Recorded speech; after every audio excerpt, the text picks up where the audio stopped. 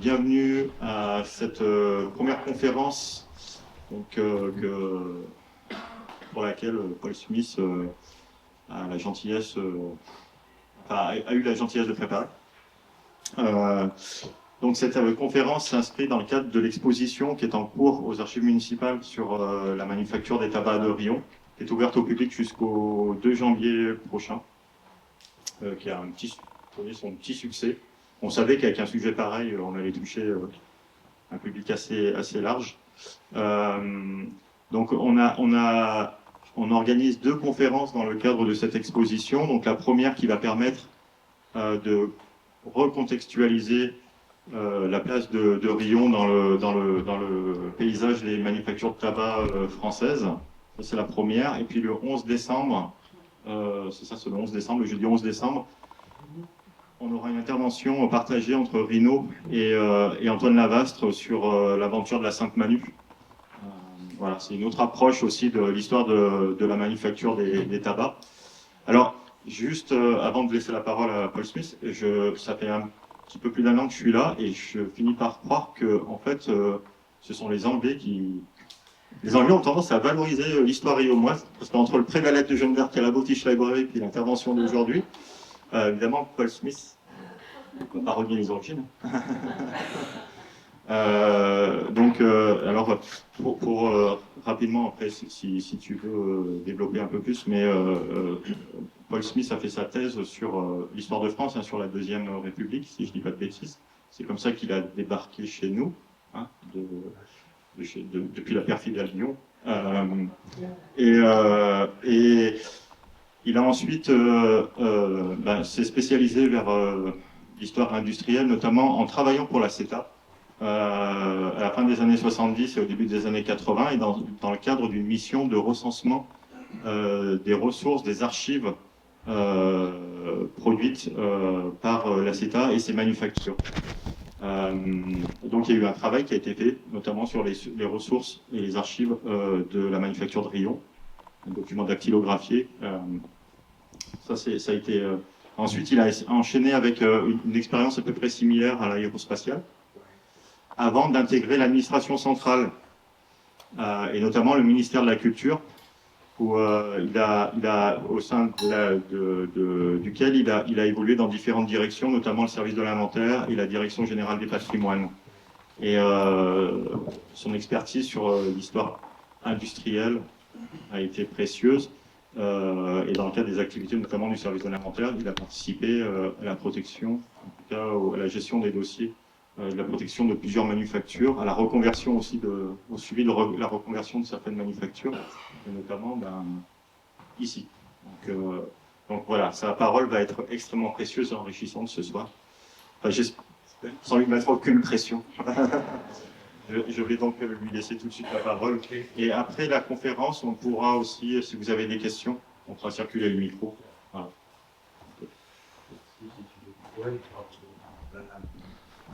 Merci beaucoup Cédric pour ces propos introductifs, très gentils. Et puis je suis très heureux d'être ici aujourd'hui, très heureux de vous voir aussi nombreux. J'espère que ce que je vais vous raconter va pas vous décevoir. Je suis assez certain que parmi vous, il y a des anciens de la manufacture qui ont connu l'usine à Riom-la-Varenne ou peut-être même cette usine de la place Eugène Rouher. Et donc, si je dis des bêtises, n'hésitez pas à me corriger.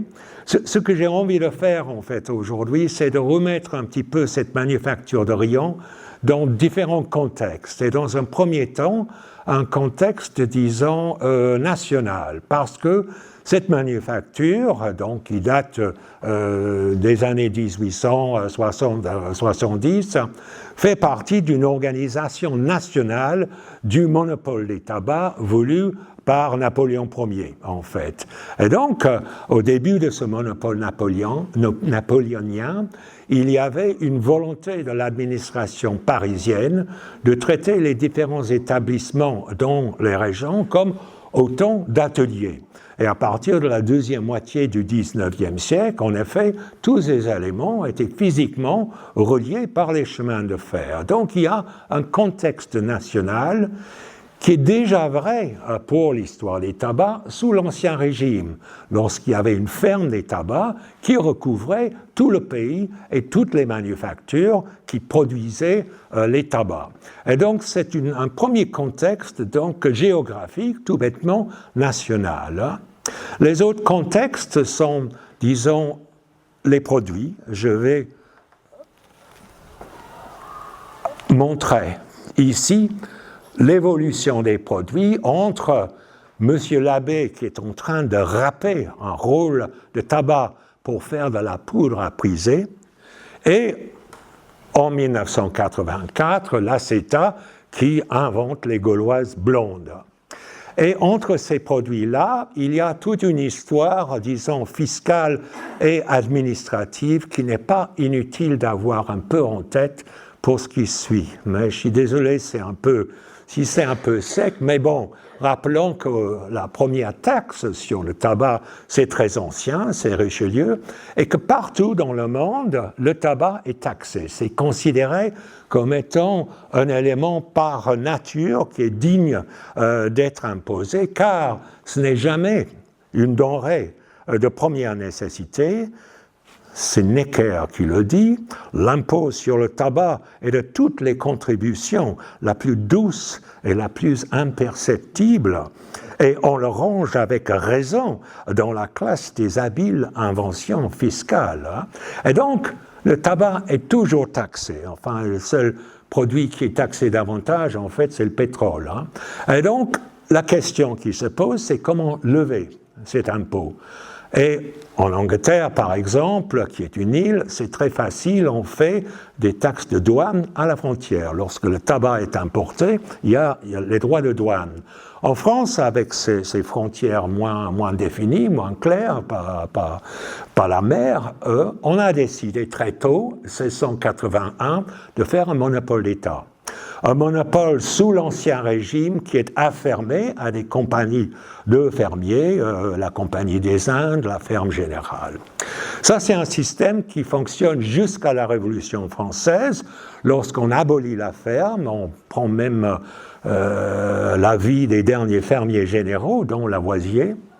Mais pendant toute la période révolutionnaire, le tabac ne donne plus de ressources fiscales, et c'est donc Napoléon Ier, en 1810, qui décide de rétablir ce monopole. Un monopole qui diffère de celui de l'Ancien Régime par le fait, d'une part, que la culture du tabac, qui était interdite sous l'Ancien Régime, est autorisée, et par le fait que c'est géré directement par un service qui dépend du ministère des Finances. C'était à l'époque la Régie des droits réunis, qui par différentes mutations devient in fine l'ACETA, que vous connaissez sans doute, la Société nationale d'exploitation industrielle des tabacs et des allumettes. Alors, un peu d'histoire, voilà, 1869, c'est le début de l'histoire de la manufacture de Riom, avec l'ouverture des ateliers provisoires. Ensuite, des changements, le CETA. En fait, le CETA est né en 1935 lorsqu'on met ensemble les monopoles des tabacs et le monopole des allumettes qui a été inventé en 1872, et c'est à cette époque-là un établissement public à caractère industriel et commercial. Ensuite à Riom-la-Varenne, donc la nouvelle usine à cigarettes qui va condamner la première manufacture, qui va le laisser vide pendant de nombreuses années. Ensuite, la privatisation de ce qui est devenu l'ACETA, la Société nationale, en d'abord 1980, et ensuite privatisation, une fusion entre l'ACETA et l'ancien monopole italien, espagnol, Tabacalera, pour former le groupe Altadis. On dit que c'était géré davantage depuis Madrid que depuis Paris. Et Altadis, à son tour, est la victime d'une offre publique d'achat par Imperial Tobacco, une entreprise, l'une des 4 grandes entreprises de fabrication de cigarettes sur la planète, anglaise d'origine, née à Bristol en 1904, récemment changé de nom. Imperial Brands, ça rappelle moins le tabac et c'est plus propre. Et donc finalement, 2017, la fermeture de cette usine de Riom, qui marque en fait la fin de l'industrie des tabacs en France. Hein. Donc cette industrie-là, maintenant, est finie un peu comme en France l'extraction du charbon. Hein. Là, c'est une histoire qui est close. Enfin, c'est une question qui n'est plus qu'une question de patrimoine et d'histoire, en fait. Hein. Il n'y a plus de fabrication des tabacs. Donc voilà les différents contextes dans lesquels je voulais vous entraîner ce soir. D'abord, donc, je répète, sur les produits, la fiscalité, et aussi l'organisation de la production, l'organisation sociale et technique de la production entre un travail purement manuel à l'origine, la fabrication de rôles, on va tourner des espèces de cordages de tabac. Ici, c'est la manufacture qui est construite au Havre vers 1728, où on voit cette même activité, mais démultipliée avec des centaines de tablets d'ouvriers qui passent leur journée à faire ces cordages de tabac, des rôles. Si vous ne savez pas ce que c'est qu'un rôle, j'en ai amené avec moi. C'est des rôles de tabac fabriqués à la manufacture de Morlaix, qui était un peu un conservatoire des vieux produits. Alors, vous voyez, c'est un conditionnement sous blister, comme on dit. Bon, je vous laisse passer ça. Et donc, ça, c'est la première forme de présentation, c'est des cordages enveloppés d'une belle feuille, un peu comme les cigares. Et le consommateur, il en fait ce qu'il veut. Il peut le râper pour faire la poudre à priser, il peut le mâcher, ça peut être du tabac à mâcher, ou il le découpe en brins pour fumer dans sa pipe. Hein. Et voilà la fin de cette industrie, c'est plutôt ça, c'est l'usine donc, que vous connaissez peut-être à Riom-la-Varenne. On a fait un dossier documentaire là-dessus avec une collègue qui s'appelle Bénédicte Renaud, qui est une historienne qui travaille au service de l'inventaire général, et on s'est dit qu'il fallait peut-être documenter cette usine avec ces machines, mais comme vous le voyez ici, une usine qui est déjà dépeuplée, une usine dont les 239 derniers salariés sont déjà partis en 2017. Hein. Donc voilà un petit peu les différents contextes, la fiscalité, les produits et l'organisation de la production. Revenons un tout petit peu sur l'Ancien Régime, si vous voulez bien, pour admirer cette carte de Lavoisier qui présente l'organisation de la distribution des tabacs vers 1780, avec les rayonnages qu'on devine un petit peu, qui sont les manufactures des tabacs. Il y en a une dizaine à l'époque, et les endroits qui sont approvisionnés. Et ce qui est intéressant à noter, j'ai déjà dit que sous l'Ancien Régime, la culture du tabac en France est interdite. Hein. La ferme a tellement peur des contrebandiers, des faux tabatiers, à la, genre Mondrin, etc., que la culture est interdite. Ceci dit, ce qui manque sur cette carte, je ne sais pas si vous le voyez tout de suite, mais deux villes qui sont très importantes pour les tabacs, qui sont Strasbourg et Dunkerque. Hein. Et ce sont en quelque sorte deux capitales. Soyez les bienvenus, hein, non ? Bon. Deux capitales du tabac, mais qui sont en dehors des territoires gouvernés par la ferme. Hein. L'Alsace et Flandre sont réputées des provinces de conquête récentes, et donc le monopole des tabacs ne s'y applique pas.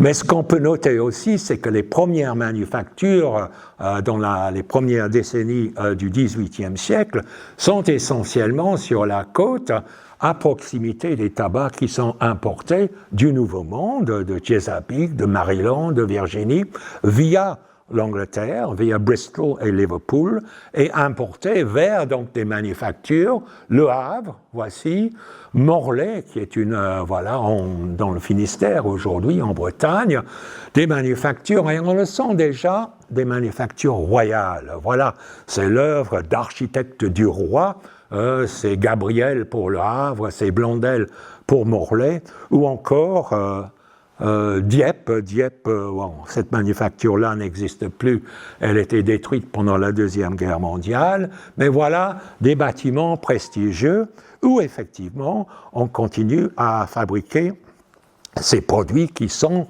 les rôles que vous êtes en train de découvrir. À cette époque-là, justement, quelle est la nature de la consommation? Donc il y a du tabac fumé, des fumeurs de pipe, et il y a ensuite la poudre à priser. Monsieur l'abbé est en train de râper sa rôle pour faire de la poudre avec une râpe. Alors le musée de Dieppe, qui est un musée très connu pour ses collections d'ivoire, a beaucoup de ces râpes à tabac qui sont aujourd'hui évidemment des pièces de musée, mais c'est sous cette forme-là qu'on commence à consommer le tabac au XVIIIe siècle. On a parlé, on a vu sur le plan peut-être qu'il y avait une manufacture à Paris. La manufacture parisienne était dans un emplacement difficile à être plus central. C'était grosso modo, on le voit ici, entre le Palais des Tuileries et le Louvre. C'était rue Saint-Thomas-du-Louvre, l'hôtel de Longueville. Et l'hôtel de Longueville, dans la cour là, on a construit ces ateliers, j'ai inversé le plan pour montrer, ce sont des ateliers avec une façade assez prestigieuse où on fabriquait le tabac qui était diffusé à partir de Paris. C'est intéressant c'est intéressant pour moi, parce que c'est dans ces ateliers-là qu'on a dessiné les planches de l'encyclopédie. Des planches donc où on voit ce que j'ai déjà décrit, la fabrication des rôles, ce sont ces cordages de tabac qu'on va découper en longueur, où on fabrique également, en agglomérant ensemble plusieurs longueurs de rôles pour faire ce qu'on appelle des carottes. Alors, je vais vous montrer maintenant une carotte. Juste un instant. C'est un tout petit peu une pièce de collection. Je crois que c'est l'une... Je sais plus le micro. C'est l'une des dernières carottes qui vient de la manufacture de Morlaix. Et c'est ça. Et c'est... Attends, où est le micro? C'est vendu comme tabac à mâcher. Alors, je vous déconseille, en fait. Mais l'intérêt de cela, c'est que l'emballage est complètement déchiré, ce qui permet une petite découverte olfactive. Je vous fais passer l'odeur de cette carotte. C'est, je pense, l'odeur d'une manufacture des tabacs, peut-être du XVIIIe siècle ou du XIXe. Une odeur assez agréable, un peu douceâtre en fait. Donc, je vous laisse humer la carotte. Donc voilà un petit peu les différentes formes de production au XVIIIe siècle, avec justement ici, on voit le débit de tabac au XVIIIe siècle, et on voit ici les rôles, avec le monsieur qui est en train de priser, en fait. Et là, c'est un débit de tabac du début du XIXe siècle. On voit bel et bien qu'il s'agit d'une manufacture royale.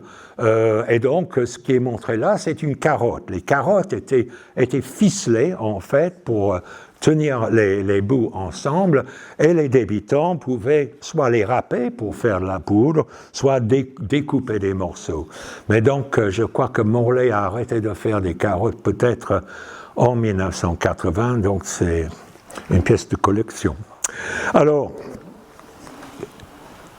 on arrive donc à la fin de la ferme des tabacs en 1791, donc la législation poussé essentiellement par les fabricants alsaciens pour abolir la ferme des tabacs, pour mettre fin et pour faire la liberté de cultiver et de fabriquer le tabac partout en France. Hein.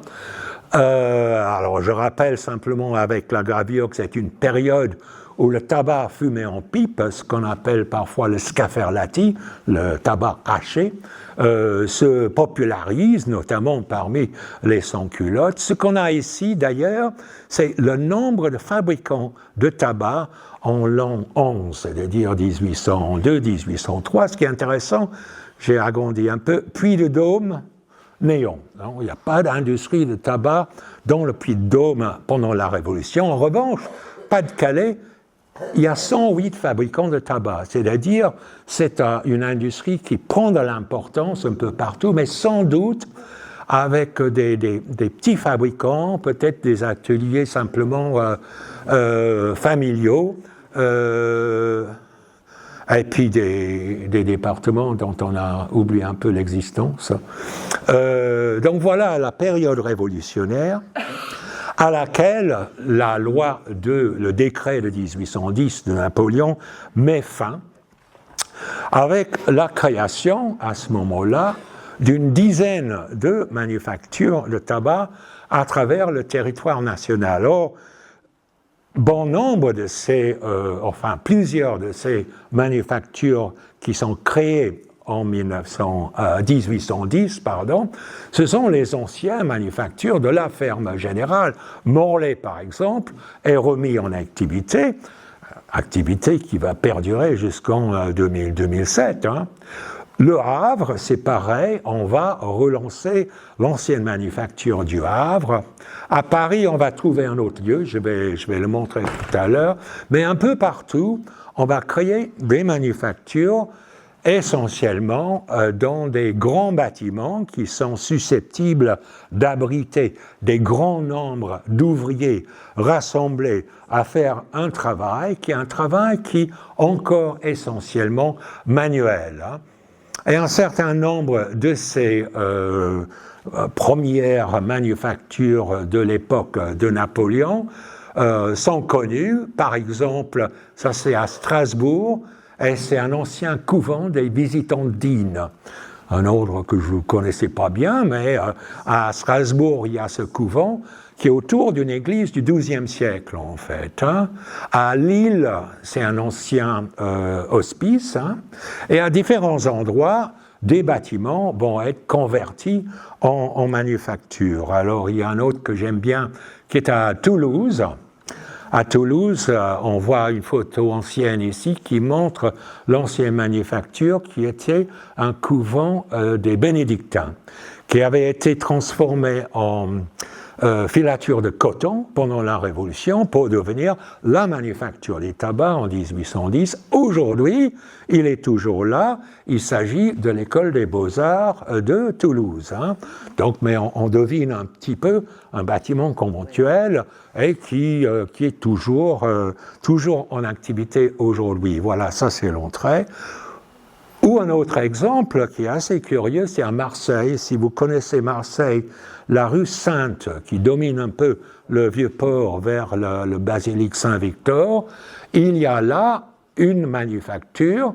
Voilà l'entrée, et on reconnaît les deux bâtiments qui sont là.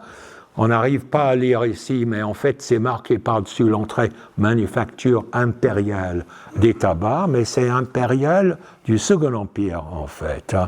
Et on sait que par la suite, à Marseille, toujours sous le Second Empire, il va y avoir une nouvelle manufacture qu'on connaît aujourd'hui comme la Belle de Mai. Donc voilà un petit peu cette première génération de manufactures à travers tout le territoire et où, dans l'ensemble, attendez un instant, où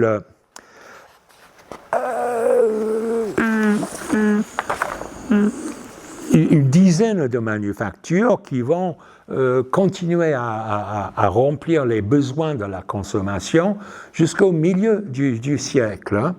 Je veux vous montrer quand même en passant la manufacture parisienne, la plus importante, c'est dans le quartier du Gros Caillou, qui est dans le 7e arrondissement aujourd'hui, sur le quai d'Orsay. On voit le quai d'Orsay ici. Voilà la manufacture avec la rue de la Pompe. La rue de la Pompe, c'était la pompe à feu du Gros Caillou. Je ne sais pas si ça vous dit quelque chose, la pompe à feu. C'était une machine à vapeur qui pompait l'eau de la Seine. Et donc, on a construit en 1827 un nouveau bâtiment un peu prestigieux pour cette manufacture du Gros Caillou. Alors la date est importante, 1827, puisque c'est à cette date-là, assez tardivement, que le monopole des tabacs va commencer à faire mécaniser ses fabrications. On introduit à la manufacture du Gros Caillou une machine à vapeur, fournie d'ailleurs par une entreprise anglaise qui s'appelle Manby & Wilson. Ils sont venus s'installer à Charenton-le-Pont au lendemain des guerres napoléoniennes, et c'est eux qui vont fabriquer la machine à vapeur et les machines qui sont mues par cette machine à vapeur, à savoir essentiellement des hachoirs à tabac qui vont découper les paquets de feuilles en fines lanières pour faire ce qu'on appelle le scaferlati, à savoir le tabac à fumer, et aussi la mécanisation de moulins à réduire le tabac en poudre à priser. C'est des moulins à râper. Et c'est important à l'époque parce que, on oublie un peu, mais en 1835, par exemple, chaque habitant français consomme environ 393 grammes de tabac par an. C'est l'avantage d'avoir un monopole d'État, c'est qu'il y a une tenue de comptabilité extrêmement rigoureuse. Tous les ans, il y a des rapports présentés devant les chambres pour montrer les bénéfices, pour mesurer les quantités fabriquées et pour mesurer les progrès de la consommation département par département. Et la moyenne nationale, donc, c'est 393 grammes, dont 181 grammes en tabac à priser. C'est-à-dire, la poudre à priser reste encore une partie très importante du marché à cette époque-là. Voilà, il y a d'autres images de ces moulins qui impressionnent, évidemment, c'est la revue L'Illustration ou Le Monde Illustré qui montre donc ces incroyables batteries de moulins qui servent à réduire le tabac en poudre. Mais on évoque là l'évolution des produits et la mécanisation de leur production. Ça intervient à cette époque-là un changement dans les habitudes de consommation, c'est l'arrivée des cigares. Voilà Daumier qui évoque en 1843 les beaux jours de la vie, le premier cigare. Les cigares étaient inconnus sous l'Ancien Régime. Si vous voyez un film historique où il y a quelqu'un de l'Ancien Régime qui fume un cigare, c'est une erreur. Hein. Mais les cigares qui viennent essentiellement d'Espagne, comme tout ce qui concerne le tabac, commencent à devenir très populaires. C'est jamais plus que 10% des ventes, mais c'est important, on va voir pourquoi, à partir des années 1840 et notamment sous le Second Empire. Tout le monde beaucoup de gens se mettent à fumer des cigares. Et l'importance ici, c'est que les cigares, les ingénieurs, ils essayent en vain, mais ils n'arrivent pas à mécaniser la production, la fabrication des cigares, qui reste donc un travail féminin, un travail qu'on demande à des femmes. Pourquoi? Les ingénieurs disent parce que leurs doigts sont plus agiles, mais bien évidemment parce que leurs salaires sont la moitié des salaires des hommes. L'égalité des salaires à la CETA, ça date de 1949. Hein. Et donc, on crée ces ateliers de cigarières. Alors là, ça vient j'avais montré juste avant ces dessins de Develey, Jean-Charles Develey, qui est un peintre sur porcelaine, qui a fait des portraits et des dessins sur la manufacture des tabacs du Gros Caillou. Il est allé sur place parce qu'on a ces crobards pour voir place de chaque cigarière qui montre donc les ciseaux, la feuille, une bouteille d'eau, les feuilles de tabac sous un linge. Et ici, il montre, bon, c'est une mise en scène pour l'assiette qui va fabriquer par la manufacture de Sèvres, où il montre donc cet atelier de cigarière dans les années 1820. Ce qui, moi, me frappe beaucoup, c'est qu'il a réussi, un peu comme les photos sur les cartes postales, ces ouvriers sont tous en train de regarder le peintre, quoi. Il y a regarder les visages, donc, qui se tournent pour voir qui est ce type qui vient faire des croquis dans notre atelier. Donc, une évocation, donc, de cette nouvelle activité qui devient très importante, à savoir des ateliers de cigarières. Voilà encore l'illustration, manufacture royale, atelier de fabrication. Et on commence à voir l'importance du nombre d'ouvrières qui est important pour répondre à cette demande. Organisé déjà par tablé, 5 places. Alors, il faut peut-être préciser que dans l'organisation du monopole, à partir de la mécanisation dans les années 1820, les premières manufactures mécanisées étaient mécanisées par un ingénieur d'origine britannique qui s'appelait Holcroft. On ne sait pas grand-chose sur lui, sauf qu'en 1832, il est ingénieur conseil. Mais à partir de 1832, l'administration des tabacs décide que dorénavant, les ingénieurs seront recrutés à l'école polytechnique. Et donc, plus besoin d'ingénieurs conseil d'origine anglaise, on va avoir nos polytechniciens. Et nos polytechniciens, ils arrivent dans les tabacs à partir des années 1830, on va en voir un en particulier. Et la Direction générale des manufactures de l'État, tout comme le CETA par la suite, est en grande partie une affaire de polytechniciens. Et les polytechniciens, ils sont très décimalisés, si je peux dire. Il y a un aspect dans leur travail qui fait que, bon, on va avoir des tablets de 5 ouvriers de chaque côté, ça fait 10 ouvrières. On va avoir des ateliers avec une dizaine de tables, ça fait tant. Tout est calculé, en fait, c'est pour faciliter les calculs. Les ouvrières sont payées une fois tous les 10 jours. Elles sont payées pour la fabrication d'une centaine de kilogrammes de produits. Enfin, c'est très décimalisé, et je pense que c'est pour faciliter les calculs. Même les dimensionnements des bâtiments correspondent à cette volonté de fabriquer, de faciliter les calculs sur les quantités, les moyennes, etc. Et donc, il y a ce monde des ateliers de tabac, des ateliers de cigarières. Et juste quelques chiffres, entre 1835 et 1865, de date où il y a des chiffres disponibles, à partir, donc, entre 1835 et 1865, les quantités de tabac fabriquées et vendues en France augmentent de 156%. Mais la quantité de cigares confectionnés en France vont augmenter de 1178%. Il y a une augmentation faramineuse de cette explosion de consommation de cigares.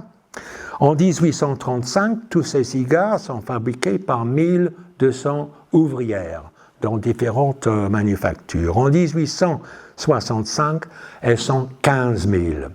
Et donc on comprend le besoin de création de nouvelles manufactures. On commence à arriver vers Riom, vous l'avez deviné. Et donc, on va commencer en 1853 par créer pour remettre en marche, en quelque sorte, l'ancienne manufacture de Dieppe qu'on a vue sous l'Ancien Régime. Vous reconnaissez peut-être les 4 bâtiments autour d'une cour sur cette rue-là. Vers 1853, on va agrandir la manufacture avec ces bâtiments-là, entre les 2 cheminées, et au milieu, ici, la salle des machines, qui va servir pour des torréfacteurs mécaniques, pour des hachoirs. C'est pour augmenter la quantité de fabrication de Scaferlati. On voit ici un de ces ateliers de cigarières, déjà, donc ces places d'une dizaine d'ouvrières. On voit ici le contremaître un peu surélevé pour maintenir l'autorité. Et ce qu'on voit aussi, c'est la façade qui donne sur le front de mer à Dieppe. Dieppe, station balnéaire un peu à la mode. Enfin, l'empereur Napoléon III, avec sa jeune impératrice Eugénie, y va en 1853. Et donc, pour être un bâtiment digne de l'État et digne d'une station balnéaire à la mode, voilà l'architecture qu'on va créer pour la manufacture de Dieppe. Je répète, c'est une manufacture qui a disparu pendant la guerre en 1842, lorsqu'il y a eu la tentative de débarquement des Canadiens à Dieppe, tentative tragique. Donc, on commence à faire de nouvelles manufactures, essentiellement pour les besoins de cigares. Autre exemple assez intéressant, c'est l'ancienne manufacture de Strasbourg, qui était d'abord installée dans ce couvent des Visitandines. On va faire une nouvelle manufacture toute neuve, qui est celle-ci, en fait. Je ne sais pas si vous commencez à sentir un peu le modèle de Rion qui n'est pas très loin. Le dessin lui-même est assez extraordinaire. Il date donc de 1849. Et c'est un dessin conjoint d'un architecte strasbourgeois qui s'appelait Jean-André Veillère et d'un ingénieur des tabacs dont je reparlerai qui s'appelle Eugène Roland. Et le dessin lui-même, qui est à peu près grand comme ça, était scellé dans une boîte en plomb lors de la cérémonie de la pose de la première pierre dans ce bâtiment Médiane, à peu près là. Et ce bâtiment, alors avant la construction de la manufacture, mais ce bâtiment Médiane a été détruit par un bombardement américain en 1944, et on a trouvé cette boîte, et on a trouvé ce dessin de la manufacture qui n'était pas encore construit. Enfin, un document qui miraculé en quelque sorte, et qui montre justement cette organisation très symétrique, le bâtiment d'administration, l'horloge, 2 cheminées. Il y a une cheminée pour les machines à vapeur, l'autre cheminée, c'est pour les torréfacteurs mécaniques, on va les voir, et ces immenses bâtiments qu'on appelle des bâtiments d'exploitation, avec de la place pour les ateliers de cigarières ou pour d'autres fabrications aussi. Alors notamment, à Strasbourg, on va installer des moulins à râper le tabac, en fait, comme on a déjà vu pour le gros caillou, mais un nouveau modèle, en fait. Alors, j'ai évoqué donc Eugène Roland. Eugène Roland, c'est l'un des premiers polytechniciens à rejoindre l'administration des tabacs vers 1832-33, et il fait le début de sa carrière à Strasbourg, où il met au point cet engin qui est un torréfacteur mécanique. Alors le tabac pour le Scaferlati, il arrive dans la manufacture. La première chose à faire, c'est le mouiller, en fait, la mouillade, parce que sinon toutes les actions vont réduire les feuilles en poussière. Une fois que le tabac est mouillé comme ça, on peut le hacher. On la hache, donc, on a vu les hachoirs, on la hache en fines lanières, et ensuite il faut le dessécher. Et en fait, on va le torréfier. C'est des espèces de fours rotatives qui sont chauffées ici par-dessus le charbon, en fait, des feux de charbon. Et ces torréfacteurs mécaniques, alors dans un premier temps, on desséchait le tabac sur les tables en fonte, et puis les ouvriers jetaient le tabac dans l'air, mais Roland, il arrive et il fait ce torréfacteur mécanique. C'est breveté dans les années 1850. Et Roland lui-même, il va être nommé en 1844 à la tête d'un service central des constructions. Dorénavant, toutes les nouvelles manufactures vont être conçues par lui et ses équipes et vont plus ou moins suivre les mêmes projets, les mêmes plans. Et à partir de 1860, il est lui-même le premier directeur général de l'administration des manufactures de l'État. On a changé le nom à cette époque. Et donc un personnage, d'ailleurs, dont la carrière de haut fonctionnaire recouvre la monarchie de Juillet, le Second Empire et les premières années de la Troisième République, un peu comme des ingénieurs comme Belgrand à Paris ou Alphonse. C'est des fonctionnaires qui continuent à remplir leurs fonctions de grands serviteurs de l'État. Et donc, Eugène Roland, il fait partie un peu de cette catégorie-là. Voilà ce qu'il met au point pour la manufacture de Strasbourg. Ça n'existe plus, mais c'est des moulins à râper le tabac. Le tabac, d'abord, est fermenté. Ensuite, il passe... Attends, où est la clé? Il passe dans ces cônes où c'est moulu. Un peu, imaginez vos vieux moulins à café, en fait, mais il y a un mouvement aller-retour, parce que si ça continue, ça bloque, en fait. La poudre tombe ici sur un vis d'Archimède ou une noria vers le monté, vers des tamis, un peu comme les planchistères dans les usines à farine, et les grains qui sont assez fins vont repartir pour la suite de l'opération, et si les grains ne sont pas assez fins, ils vont retomber à travers les moulins. Et ce sont... Je ne sais pas comment les décrire. Enfin, on va en voir parce qu'à Morlaix, les moulins à râper le tabac existent toujours. Hein. C'est quelque chose d'assez spectaculaire. Mais donc ça, c'est l'une des grandes contributions de l'ingénieur Roland dans les années 1850. Hein. On continue donc à créer, toujours besoin de nouveaux ateliers, à Paris.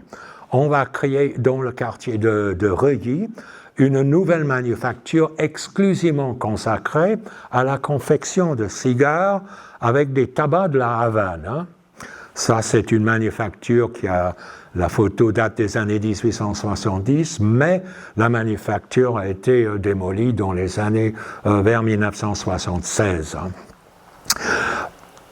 Châteauroux. Alors, Châteauroux, c'est la première fois que à la différence de Strasbourg, par exemple, on va créer une nouvelle manufacture dans une ville sans antécédent dans l'industrie. Il n'y a pas une ancienne manufacture royale à Châteauroux.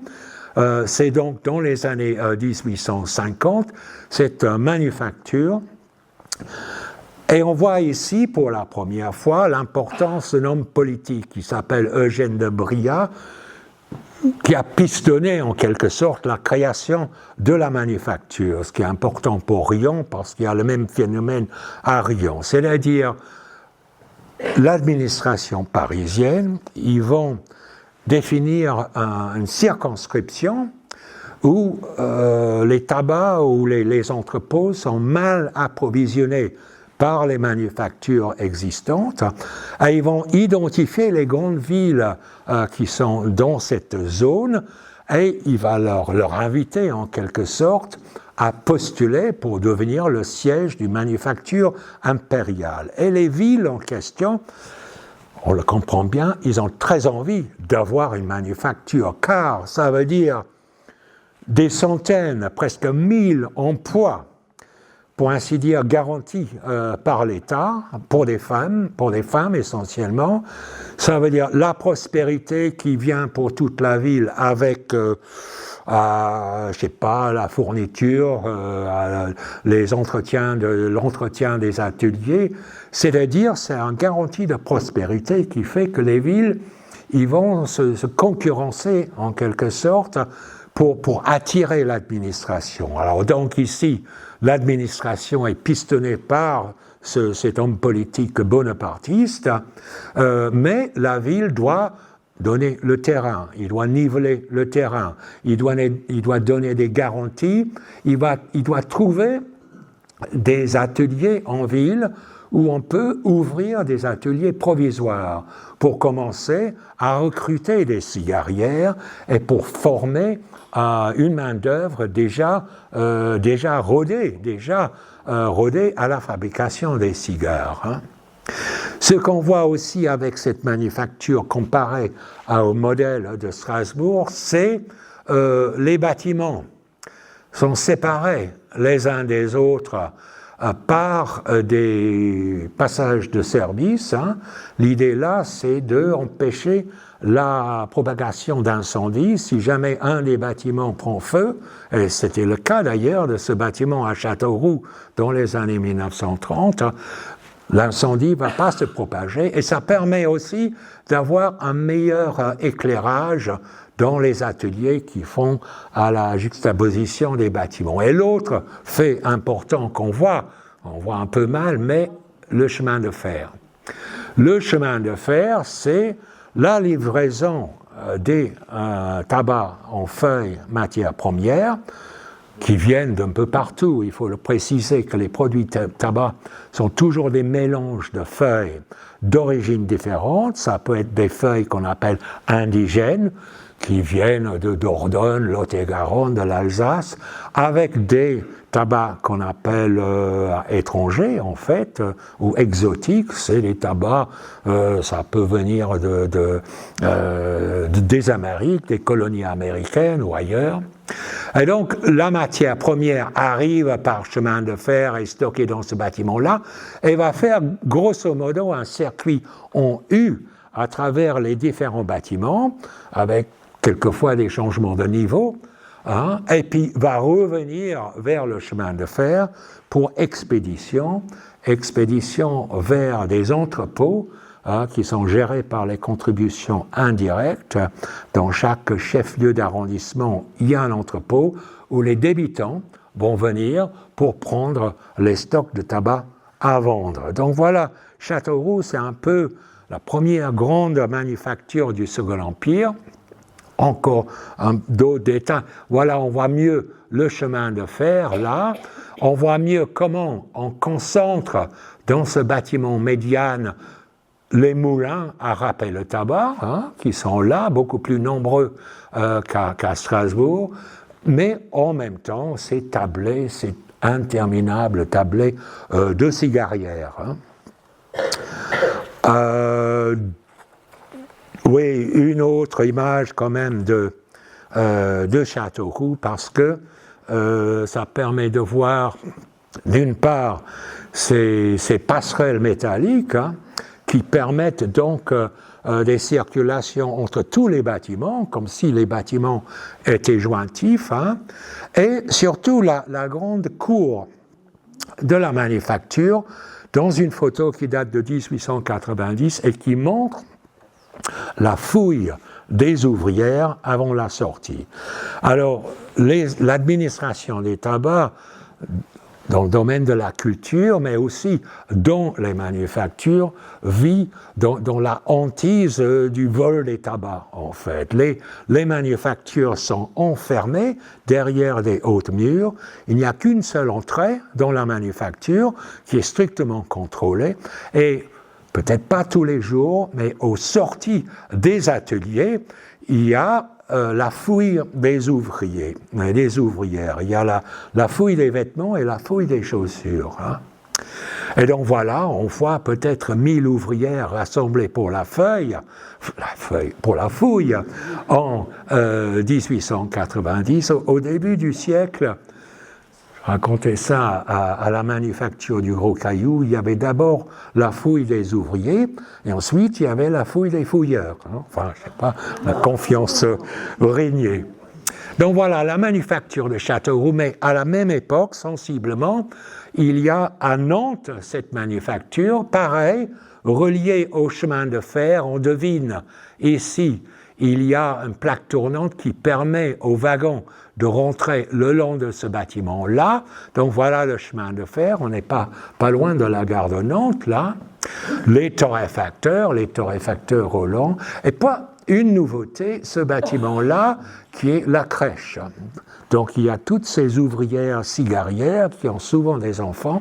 Alors si jamais vous vous êtes demandé à quoi peut ressembler une crèche dessinée par un polytechnicien, voilà la réponse, en fait.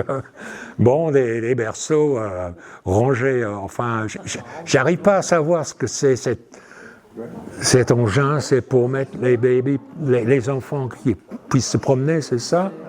Enfin, dans les manufactures, on commence, dans ces années du Second Empire, à vouloir dire que ce sont des bâtiments modèles. Hein. Et l'administration des tabacs commence à se targuer d'être un employeur modèle. Et donc, pour les ouvrières, on crée des crèches, il y a des médecins dans les manufactures, il y a des cours de lecture, il y a, à partir de 1861, il y a la retraite. Bref, il commence à y avoir des avantages pour les ouvrières. Il y a surtout, une fois l'apprentissage fini et l'immatriculation définitive acquise, il y a une garantie d'emploi, ce qui fait que les ouvrières essayent, et c'est ce qu'on voit à Riom, essayent de faire rentrer leurs filles, leurs nièces, de rentrer au tabac parce que c'est un emploi sûr, c'est un peu à l'instar de la Poste par exemple. Donc voilà, ça c'est Nantes, donc on est toujours sous le Second Empire. D'autres manufactures, là c'est Nancy en 1862. Derrière, là c'est un magasin de tabac. Les magasins, ça ressemble de près aux manufactures, mais c'est en réalité là où les planteurs vont amener leurs récoltes et ces récoltes-là vont soit être utilisées dans la manufacture ou être envoyés par les chemins de fer vers d'autres manufactures pour d'autres mélanges, suivant toujours les décisions prises à Paris, en fait. Il y a quasiment pas d'initiative de la part de la direction locale. Les budgets, les décisions, tout ça, ça doit être soumis à l'administration parisienne. À Metz, voilà, cette manufacture, 1869, c'est une carte postale plus récente, mais c'est intéressant parce que c'est terminé juste avant la guerre franco-prussienne et pendant l'occupation allemande c'est la Moselle, ouais, enfin de cette partie de la Lorraine, la manufacture en réalité va servir de caserne en fait. Hein. Mais avec le retour de l'Alsace-Lorraine en 1918, Metz va devenir de nouveau une manufacture du tabac spécialisée en fait dans le tabac pour pipe. On raconte sur place qu'en 1940, lorsque les Allemands sont revenus à Metz, ils sont revenus avec les clés de la manufacture. Mais c'est intéressant aussi parce que l'ingénieur qui est chargé de la conception et de la direction de cette manufacture, il s'appelle Darniès, et c'est le même qui va ensuite faire la construction de la manufacture de Riom. On y arrive donc, enfin j'espère que c'était pas trop long comme introduction, on arrive à la manufacture de Riom qui, comme on le sait, est en grande partie une initiative de cet homme politique Eugène Rouher, qu'on a appelé parfois le vice-empereur, qui était donc un personnage très important. Il y a la visite de Napoléon III en 1862, où le conseil municipal demande, enfin, allez voir l'exposition, l'excellente exposition que j'ai découverte cet après-midi, et vous allez voir, enfin, toutes les sources qui racontent cette histoire. La ville de Riom va mettre à disposition pour des ateliers provisoires ce bâtiment que vous connaissez, qu'on appelle d'ailleurs, comment on l'appelle, caserne de l'ancienne manufacture. C'est-à-dire, le bâtiment, il a construit en 1833 en tant qu'abattoir, transformé en caserne en 1858, ce bâtiment il date de 58, et avec le départ du régiment de cavalerie en 69, il est disponible pour accueillir les premières cigarières qui vont s'installer dans des ateliers à côté de maîtresses cigarières qui viennent de la manufacture de Strasbourg, qui va leur montrer leur nouveau métier. Dans le budget pour... je racontais, non, dans le budget pour 1870, il y a une ligne qui est 48 francs pour nourriture pour chats. Car en rez-de-chaussée, c'était d'anciennes écuries, il y avait des problèmes de souris. Et donc, ils ont prévu des chats pour chasser les souris, comme quoi tout était prévu. Et donc, la manufacture va commencer ses activités à Riom en 1869, mais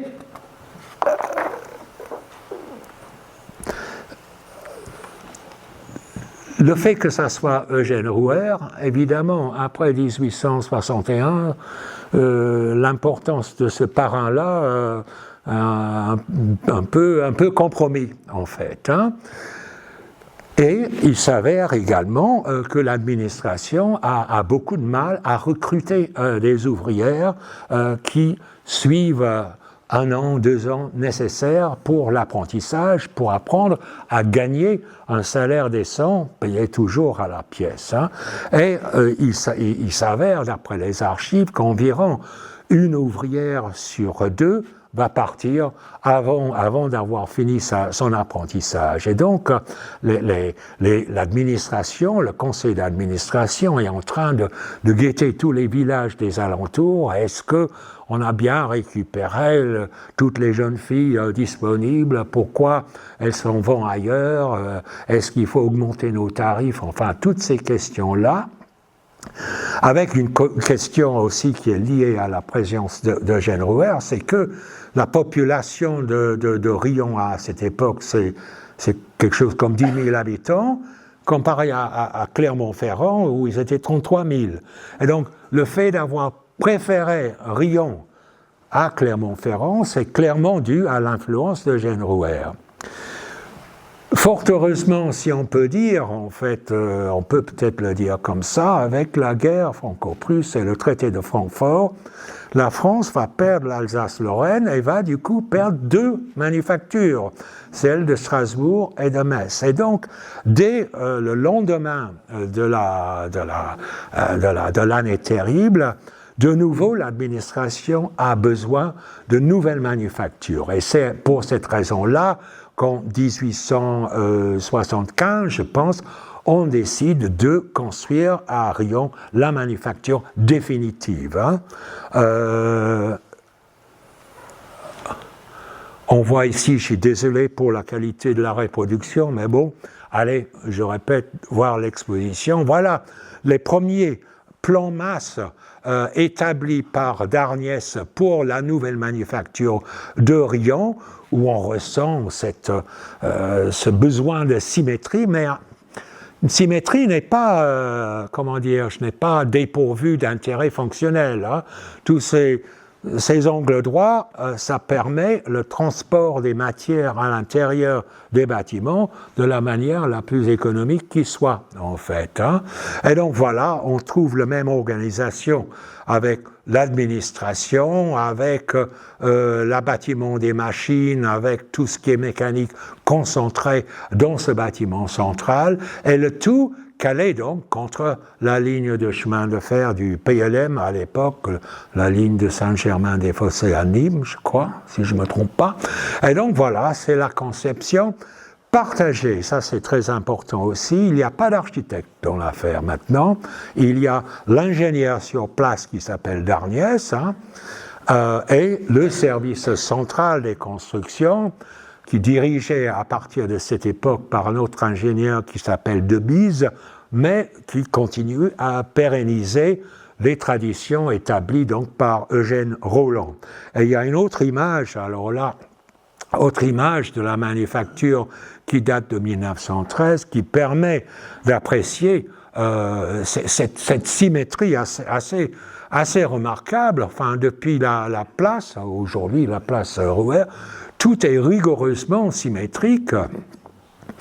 Et puis voilà, enfin, on peut noter des détails qui sont ces cheminées d'aération important parce que des ateliers remplis avec 200, 300 femmes, donc il faut de la ventilation, il faut enlever l'air vicié. C'est un document qu'on a en diapo, mais on ne sait pas où est parti l'original. Hein. Ça, c'est un des problèmes avec les archives, ça peut disparaître. Hein. Donc encore des images de Riom que vous allez retrouver dans l'exposition, avec donc la sortie. Et j'ai vu tout à l'heure, vous avez des photos des années 1880, je pense, de la sortie des ouvriers. Absolument remarquable en fait, avec des gros plans sur les personnes. Voilà, c'est la sortie des femmes, voilà la sortie des hommes un peu plus tardivement. Un détail, c'est l'horloge avec la date. Vous connaissez cette histoire, le millésime 1881, qui est la seule date palindrome du 19e siècle. Hein. C'est la seule date qui se lit de manière dans les deux sens. Et comme par hasard, alors là c'est le mouillade, en fait, on note le détail aussi des femmes qui portent des sabots pour ce travail-là. Attends.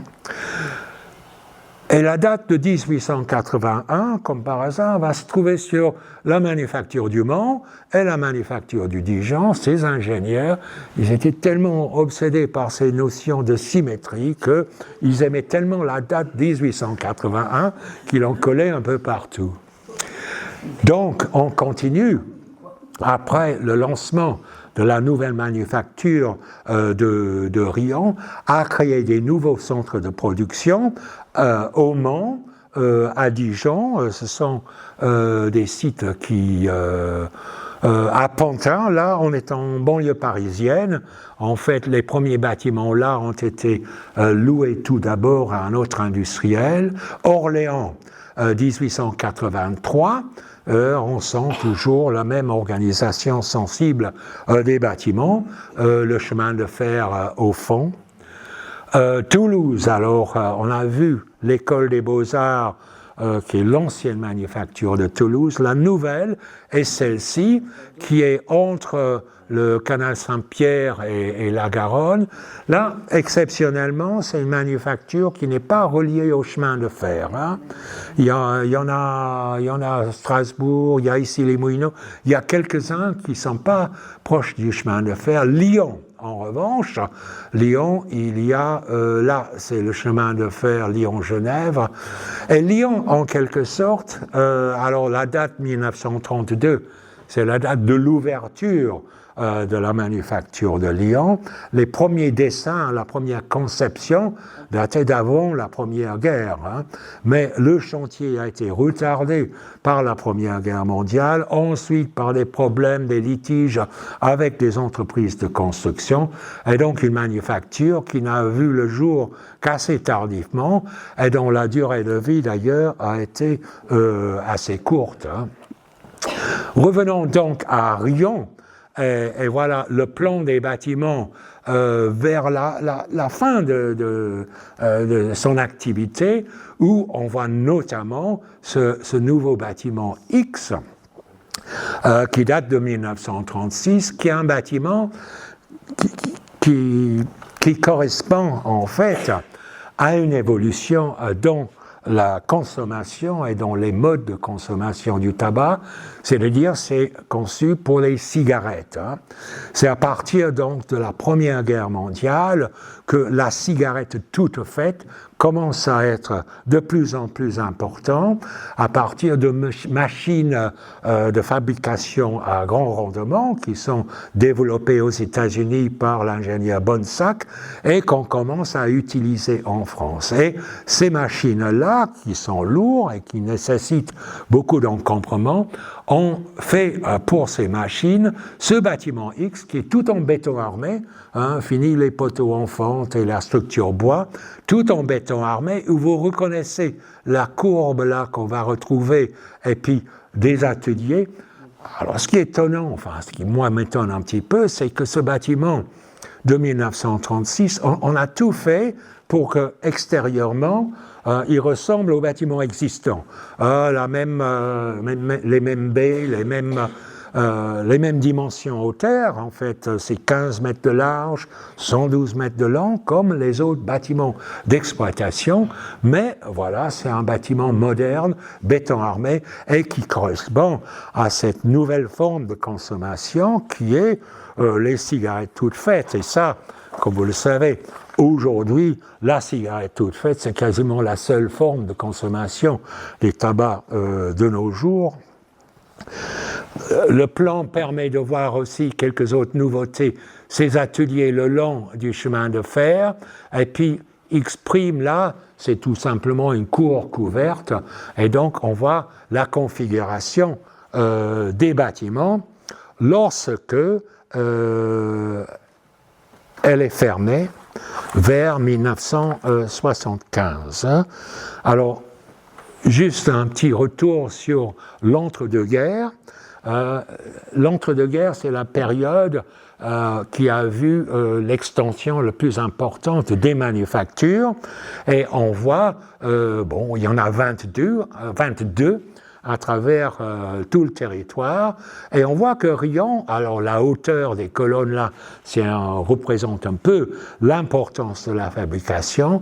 Et on voit également Achuret, ce sont les départements où est autorisée et très strictement réglementée la culture du tabac. Donc toute une région dans le Nord-Pas-de-Calais, l'Alsace est encore un peu en dehors parce que ça c'est encore un régime spécial après la guerre, mais surtout le Sud-Ouest et puis le département Savoie-Isère et toutes ces manufactures donc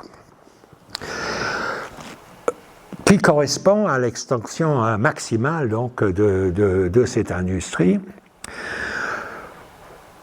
Deux de ces manufactures vont disparaître donc, pendant la guerre. Il s'agit, j'en ai parlé, de Dieppe et du Havre, perdus dans les bombardements, et que l'administration ne pense jamais à remplacer, parce que progressivement, le CETA commence à avoir trop de manufactures. Ça commence à être une difficulté.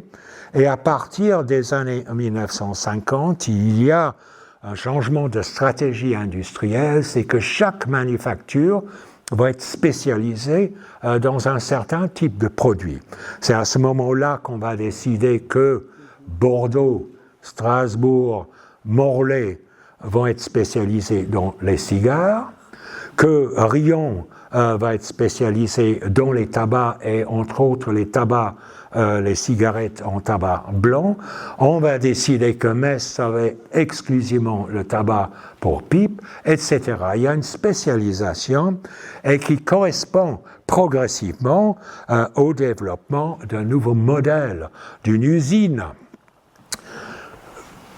très différente, hein? On le sent, ça c'est la première, l'île Ronchin, d'immenses bâtiments. Je ne sais pas si on le voit ici, mais le chemin de fer rentre directement dans le bâtiment, mais c'est un peu comme Riom, les produits vont ensuite suivre un dessin en U pour repartir par le chemin de fer. Donc il y a eu 4 usines modernes, l'île Ronchin, Nantes, Carquefou, Dijon, j'ai pas de photo, mais bien évidemment l'usine de Riom-la-Varenne. Vue aérienne, j'ai mis ça à l'envers pour qu'on puisse se retrouver avec le parking, avec 4 logements pour ingénieurs, contrôleurs, chauffeurs, je pense, les 4 logements, les bâtiments administratifs, et on le voit en suivant la ligne jaune, je pense, le tabac matière première, qui traverse d'abord les préparations générales, qui va ensuite dans les ateliers de confection, qui regroupent confection des cigarettes, ensuite empaquetage et ensuite mise en cartouche pour repartir en produit fini, pour repartir de nouveau vers, au début, chemin de fer, mais par la suite, la livraison ou l'expédition par la route.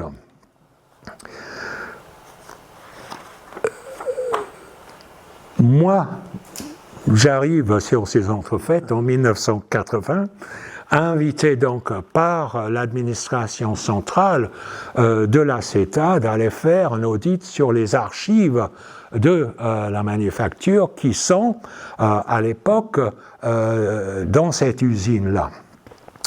Et j'ai passé simplement une journée dans l'ancienne manufacture, la première du 19e siècle, et j'ai trouvé l'autre jour quelques vieilles photos qui ont très très mal vieilli. Vous voyez qu'en décembre 1980, il y avait de la neige à Riom, et voilà les ateliers vides. Ce qui est assez étonnant, c'est que cette manufacture, la première, a été très bien entretenue et gardiennée par la CETA pendant, je sais pas, une trentaine d'années, en fait. Il a entretenu les bâtiments, il n'y avait pas de tag, il n'y avait pas de vitres cassées, ça n'a jamais été, à ma connaissance, squatté. Il y a eu quand même l'usage de certains bâtiments associatifs, tout ça, encore une fois, c'est très bien raconté dans très bien raconté dans l'exposition, tous ces usages un peu éphémères. C'est un état pour le patrimoine industriel qui n'est pas exceptionnel. Les bâtiments, ils perdent leur fonction et donc ils deviennent ce qu'on appelle des friches, des bâtiments qui n'ont pas de devenir, qui sont extraits du cours du temps, qui sont très évocateur à ce moment-là, qui attire les photographes, les cinéastes en fait, mais c'est un état du bâtiment qui, par la force des choses, ne peut pas être pérennisé. Soit on va faire une reconversion et ça va être tout neuf, soit on va finir par abandonner et démolir ça. Et c'est là-dessus, dans ces années 1980-90, qu'on commence à voir ces bâtiments en tant que patrimoine et pas simplement des lourdes friches qui coûtent cher à la collectivité. Et je montre ici à Issy-les-Moulineaux un bâtiment qui est de 1905. En fait, la manufacture du Gros Caillou est fermée en 1900 et transférée à Issy-les-Moulineaux. Et voilà, vous reconnaissez bien l'organisation de l'espace, la cheminée, les bâtiments techniques, les bâtiments d'exploitation. Pas de chemin de fer ici, parce que là, c'est une usine qui est spécialisée dans les cigarettes de luxe pour le marché parisien. Et le marché parisien, on est à quelques centaines de mètres de la porte de Versailles, en fait. Ça va pour l'heure ? Il faut que je m'arrête bientôt, peut-être, non ? Bon. Quelques mots, justement, pour le devenir de la manufacture après le départ de l'industrie. C'est à ce moment-là, moi je travaille à ce moment-là à la direction générale des patrimoines, où j'ai un peu une réputation d'être monsieur manufacture des tabacs. Et quand il y a un dossier sur les tabacs comme à Toulouse, à Morlaix, à Strasbourg, on m'invite à aller faire le dossier pour une mesure de protection. Et c'est Georges Dantan, qui était donc adjoint à la culture à la ville de Rouen, qui, vers 2003-2004, demande à la DRAC s'il serait possible d'avoir une mesure de protection au titre des monuments historiques sur ces bâtiments-là. Et c'est là, je l'ai rencontré, en fait. On a eu en quelque sorte une espèce de négociation, et lui, il aimait certains bâtiments, il n'était pas sûr que c'était une bonne idée de tout garder, etc. Moi, il faut que je dise quand même, ma première réaction, c'est est-ce qu'on a besoin d'encore une manufacture des tabacs monuments historiques ? On en a déjà 5 en France. À une époque, au ministère de la Culture, le leitmotiv, c'était on ne peut pas tout garder, on ne peut pas tout garder, etc. Aujourd'hui, ça a changé. Aujourd'hui, on dit il faut tout garder, en fait. Il faut tout garder et tout recycler lorsque c'est possible. Mais là, à l'époque, trop de monuments, ça faisait un peu peur. Et j'avais un peu cette idée, c'est que Riom, c'est pas très éloigné d'Issy-les-Moulineaux, qui est déjà protégé. En regardant les plans et les dessins, en faisant la visite de Riant, je me suis mieux rendu compte de l'importance de cet ensemble dans l'histoire régionale, dans l'histoire de l'Auvergne. Enfin, il ne faut pas toujours une échelle de valeur nationale. Parfois, ce qui est important, c'est important pour la région. Il y avait une autre chose qui m'a frappé aussi, c'est qu'il y avait 2 bâtiments à Riant que j'avais vus nulle part ailleurs. Et il s'agit des lieux d'aisance, on appelait ça sur les plans. Les lieux d'aisance, il y en a un ici pour les hommes et un autre ici pour les femmes. Et j'avais dit à Georges Danton, écoutez, vous savez, parmi les bâtiments à protéger, moi je pense qu'il y aurait une place pour ces lieux d'aisance, c'est pas spectaculaire, mais vous savez, c'est rare. Et il était d'accord, il m'a expliqué qu'il avait travaillé à un moment donné pour l'entreprise Jacob Delafont. Et donc il était conscient de l'importance des lieux d'aisance. Ce qui fait qu'aujourd'hui, enfin, la végétation est un peu mieux contrôlée aujourd'hui. Et ce bâtiment, entre nous, on s'imaginait peut-être un kiosque dans un jardin, etc. Bon, ça reste à voir. L'un des deux fait partie maintenant de l'emprise Hermès, hein, mais l'autre, là, c'est au milieu d'un vague parking en attente d'un usage ou en attente de je ne sais pas quoi. Mais tous ces bâtiments-là, en fait, la volonté, c'était d'essayer de protéger 3 époques différentes de la manufacture. L'époque d'origine, avec les bâtiments que vous avez vus au début, les agrandissements de la belle époque, c'est essentiellement R et S, et ce nouveau bâtiment, le X. Le X, ça faisait un peu hésiter certains. Oh, c'est béton armé, c'est 20e siècle, est-ce que c'est important de garder ça? Et puis, si vous enlevez ça, vous avez la symétrie d'origine. Mais en fait, on a réussi à convaincre la DRAC, la Conservation régionale des monuments historiques, que ça aussi, ça méritait protection, dans une histoire complète de la manufacture. Hein. Ce qu'il faut préciser aussi, c'est qu'à ce moment-là, il n'y avait dans cette manufacture-là aucune machine. Tout ce qui était patrimoine mobilier avait disparu, vendu, ferraillé, sauf un objet que j'ai croisé bien plus tard au musée du tabac à Bergerac. Si vous allez au musée du tabac à Bergerac, dans l'entrée, ils ont cette machine-là qui présente un peu comme un objet mystère. À quoi ça peut servir cet objet ? Et on peut savoir, d'après les cartes postales, là c'est à Issy-les-Moulineaux, que c'est une machine pour contrôler le poids des paquets de gris, le paquet de Scaferlati. Et donc voilà, enfin la réponse n'est pas compliquée. C'est peut-être très vite fait un mot pour l'importance des cartes postales. Enfin, il y a littéralement des milliers de cartes postales sur les manufactures des tabacs, car les éditeurs locaux des cartes postales, ils voyaient une usine avec peut-être 1000 ouvriers, voilà, ça c'est 1000 clients. Donc il y a beaucoup de cartes postales sur les manufactures des tabacs. Je termine donc sur la dernière chapitre dans cette reconversion qui est... Alors d'autres manufactures ont été reconverties, Toulouse est l'université, Lyon c'est une université, Orléans c'est la DRAC, ici c'est du logement social, enfin il y a toutes sortes de possibilités, mais c'est à Riant, à ma connaissance, donc c'est la seule reconversion qui retourne vers un lieu de production.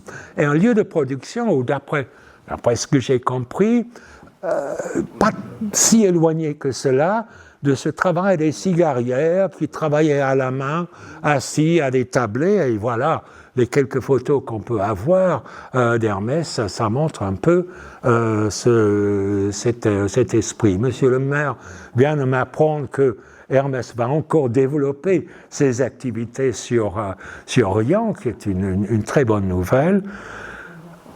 Et puisqu'on a évoqué le musée de Bergerac, j'ai envie de terminer sur Morlaix, où l'année dernière, dans l'ancienne manufacture, qui est pour partie 18e, pour partie 19e et pour partie 20e, on a ouvert une antenne de l'Espace des Sciences qui est aujourd'hui le meilleur musée des tabacs en France, avec toute une collection de machines. Voilà, une machine à faire les rôles, un hachoir, et surtout, et je crois que c'est la dernière image que j'ai à vous montrer, les moulins à râper le tabac qui ont été soigneusement restaurés. Ils ont été retournés à leur état de mouvement, mais il n'y a plus de tabac. Et c'est là-dessus que je vais vous remercier pour votre attention.